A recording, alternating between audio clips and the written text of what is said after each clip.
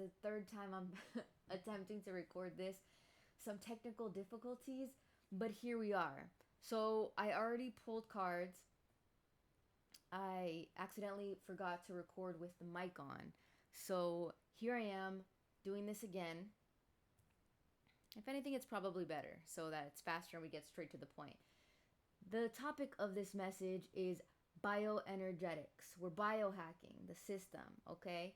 And basically, what that means is we are getting a message from the angels, from spirit, as to how we are to remain in our highest frequency, highest timeline possible, so that we aren't affected by the archonic agendas that would love to keep us in repressed and limited states of mind.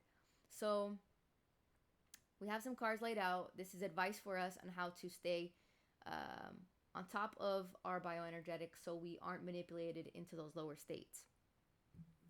First off, I want to start with, once again, like our previous reading, we got the Knight of Earth. So I love when this happens because this is just like confirmation from Spirit, letting us know that my message was on point previously and we're singing this again.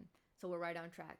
Knight of Earth, loyal, dedicated, honorable, kind. This person is practical, like I mentioned before. This person is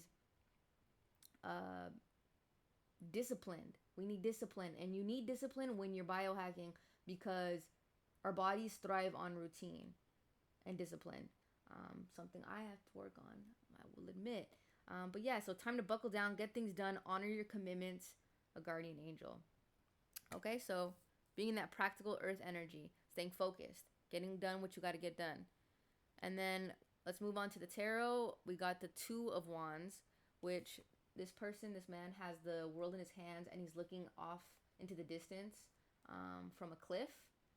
So this is basically like seeing the opportunities that you have out in front of you and seeing how you can work with it. How can you manipulate isn't a bad word when it's used in positive context. So in this context, it's like how can you manipulate the matter that you have accessible to you so that you can create a prosperous path for you. And this person doesn't have limitations. So the world is his oyster. The world is your oyster. So that's a message from Spirit letting us know to look ahead. And then we have the Ten of Pentacles. This is a abundant card, very abundant. I see this as like a merchant card. It kind of looks like a marketplace where they're at. So this is the exchange, positive exchange. You're buying something, you're happy when you buy something, or when you receive something that you need, and the other person is happy that they're receiving money. So it's just positive, focusing on the positive exchanges that you can have in this moment and where you can make those exchanges, where it's most beneficial.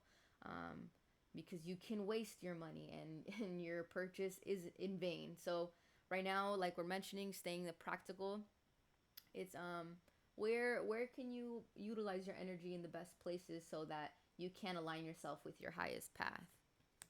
And then we have Two of Pentacles. Two of Pentacles, this represents balance. Balance. How can you be balanced in this moment? And ties again with the being grounded, with the practical. It's we're not being impulsive at this moment. And then with the animal spirit, we got fire ant. So that actually represents like aggressive energy, which would, it in my mind, I kind of correlate it with impulsivity. So right now we're being asked to be super disciplined. The fire ant, to put him back into balance is to be disciplined and like, I think it was walks, take night walks. And then also too to tie that, because fire ants is night walks. That's like a suggestion, advice to bring back into balance. I pulled one more card from the oracle deck, and it was the star. And the star is an angel. She's like by a river at night. So I was like, that ties in so perfectly. Happy times make positive, optimistic, long-term plans on the right path. So it's just like to tie this whole reading off. It's, you have the star card just reminding us we need to soothe right now. How can you soothe your mind so that you can, a soothed nervous system operates the most optimally. You don't think right when you're in a highly aroused state of mind, or if you're in fight or flight, you're not going to reap the same results in that state. So right now, it's really, spirit is asking us to focus on how to slow down to move forward, move practically, um, and remain in that almost meditative state of mind. Remain, yeah, with balance too. I think meditation, and tied into with this, it's staying within a container that feels comfortable for you, but you're also branching out, taking small incremental steps so that you don't become unbalanced. We're still moving forward though. It's not like we're staying in our comfort zones. No, it's not that. That's not what this is getting. But it's just slow movement inching forward towards our goals.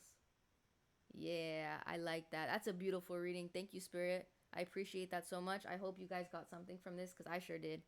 And I wish you guys the best. Bye.